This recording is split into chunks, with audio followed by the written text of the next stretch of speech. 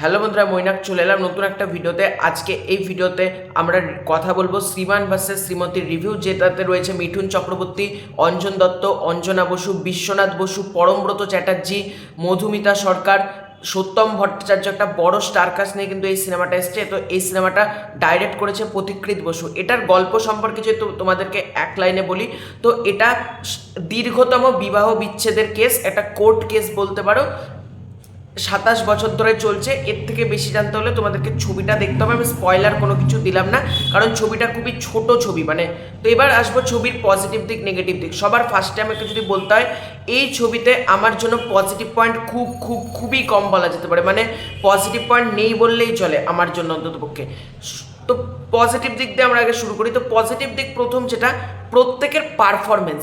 এখানে মিঠুন চক্রবর্তী থেকে শুরু করে অঞ্জন দত্ত, অঞ্জনা বসু, তোমার বিশ্বনাথ বসু, সত্যম ভট্টাচার্য, পরমব্রত চ্যাটার্জি, প্রত্যেকের এখানে প্রত্যেকে যা পারফর্ম করেছে না, এবং মিঠুন চক্রবর্তী একা পুরো সিনেমাটাকে টেনে নিয়ে গিয়েছে বলা যেতে পারে। এই সিনেমাটার নেগেটিভ পয়েন্ট আমরা আসবো এ ব্যাপারে। তবে সবার ফার্স্টে যদি এগুলো বলতে হয়, প্রত্যেকের পারফরমেন্স দারুণ বলা যেতে পারে। এই ছবির গানগুলো, এই ছবির প্রত্যেকটা গান কিন্তু হুটহাট করে চলে আসেনি। এই ছবির প্রত্যেকটা গান কিন্তু সঠিকভাবে প্লেস করা হয়েছে, এবং প্রত্যেকটা গান কিন্তু ভালো। এবং ছবিটা যেহেতু 2 ঘন্টার কাছাকাছি ছবিটা, ছবিটা 2.5 ঘন্টা সামথিং হয়ে যায় না।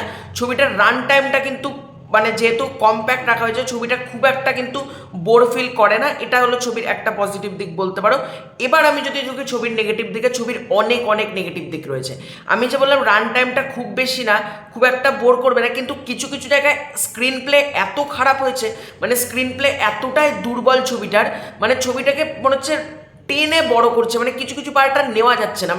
সেকেন্ড হাফটা ছবির, বেসিক্যালি সেকেন্ড হাফে কিছু নেই, ঝুল একটা। সেকেন্ড হাফে কি দেখবো? সেকেন্ড হাফে কিছুই নেই ছবিটার মধ্যে। ছবিতে যদি বলি ছবির গল্পটা ইটসেলফ টার্গেট অডিয়েন্স আমি না। ছবির যেটা ডিভোর্স কেস নিয়ে যে এই জিনিসটা দেখানো হচ্ছে, এটার অডিয়েন্স, টার্গেট অডিয়েন্স আমি না।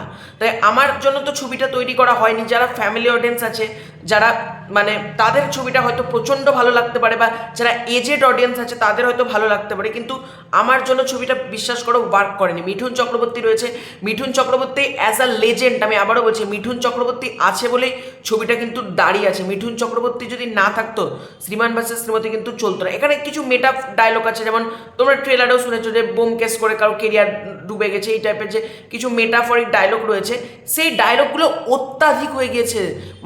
অত অত্যাধিক কেন? সেকেন্ড হাফে মনে হচ্ছে কি এটা কি ডায়লগের আমরা বিয়ে শুনতে এসেছি? আর এত জ্ঞানের বাণী ছবিটাকে, সেকেন্ড হাফটা আমার জন্য একেবারে জমেনি বলা যেতে পারে। ফার্স্ট হাফে ইন্টারফেল ব্লকেজ একটা টুইস্ট দেওয়ার চেষ্টা করা হয়েছে, তবে সেই টুইস্টটা খুব একটা আমার জন্য ওয়ার্ক করেনি। প্রেডিক্টেবল টুইস্টে আমার জন্য হয়েছে। খুব যে টুইস্টটা খুব আহামরি ছিল এরকম আমি বলতে পারবো না। অঞ্জন দত্ত এই ছবিতে যতক্ষণ আছে বেশ ভালো কিন্তু পারফর্ম করেছে, এটুকু বলতে পারি। অঞ্জন দত্তর ক্যারেক্টারটা ভালো করে লেখা হয়নি, সব থেকে বড় কথা। সিনেমার মধ্যে অঞ্জন দত্ত আসছে, মিঠুন চক্রবর্তী, অঞ্জন দত্ত, এইটাকে তো আমাদেরকে ভালো করে হাইলাইট করতে হবে, সুন্দর করে আমাদের জিনিসটা দেখবো, মজা পাবো, কিন্তু সেই মজাটা কোথাও গিয়ে এলো না। অঞ্জন দত্তর ক্যারেক্টারটা অনেক ভালো করে লেখা যেত। কিছু কিছু কমেডি ওয়ার্ক করেছে, কিছু কিছু ইমোশনাল মুভমেন্ট ডেফিনেটলি ওয়ার্ক করেছে, তবে ম্যাক্সিমাম ইমোশনাল পার্ট, এটা তো আমরা ইমোশনালি তো হয়ে যাবো যে এরকম চলছে, কিন্তু কোনো জায়গায় না আমাদের কোনো ক্যারেক্টারের সাথে আমরা কানেক্ট হতে পারছি না। ইন্টার কানেক্ট বলে তো একটা ব্যাপার আছে, কোনো ক্যারেক্টারের সাথে কিন্তু আমরা কানেক্ট করতে পারছি। মিঠুন চক্রবর্তী, অঞ্জনা বসুর সাথে এরকম কথোপকথন, পরমব্রত, মধুমিতা সরকার ক্যারেক্টারের মধ্যে কথোপকথন, আমাদের মধ্যে কিছু এফেক্ট পড়ছে না। আমরা জাস্ট দেখছি, করছি, এটুকুই যা। কিন্তু আদারওয়াইজ আমাদের মনের মধ্যে যেটা এফেক্ট করছে না, কিন্তু একেবারেই করছে না। ছবিটা না ইটসেলফ ভালোভাবে কিন্তু পরিচালক হ্যান্ডেলই করতে পারেনি বলা যেতে পারে।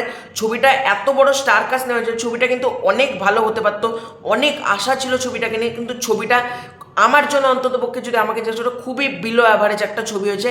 মিঠুন চক্রবর্তীর তোমরা প্রিভিয়াস ছবি সন্তান দেখে নাও, কত ভালো একটা ছবি ছিল মিঠুন চক্রবর্তীর সন্তান। তুমি প্রজাপতি 2 দেখে নাও, কি সুন্দর একটা ছবি। কাবুলিওয়ালাটা আমার এখনো দেখা হয়নি, তবে ট্রেলার দেখে যেটা হচ্ছে ওটাও একটা সুন্দর ছবি। কিন্তু এই ছবিটা না, এই স্ট্যান্ডার্ডগুলো মিঠুন চক্রবর্তীর প্রিভিয়াস ছবিগুলো আমার সামনে এনে দিলাম, এই ছবিটা কিন্তু কখনোই ভালো ছবি বলতে পারবো না।